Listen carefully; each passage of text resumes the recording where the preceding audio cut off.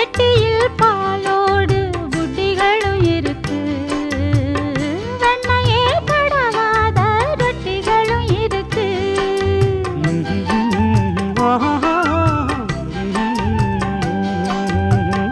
ஒண்ணுமே வேணாமே உன்னை விட எனக்கு, உள்ளது எல்லாமே உன்னிடத்தில் இருக்கு. மத்தவங்க பாக்காட்டி கொடுப்பேன் நானே. இப்ப இங்க ஆடேது ரகசியம்தானே. நான் வெள்ளரி பிஞ்சு மெல்லவே கொஞ்சு வா. காத்திருக்கேன் கதவை திறந்து உள்ளுக்கு வாடி.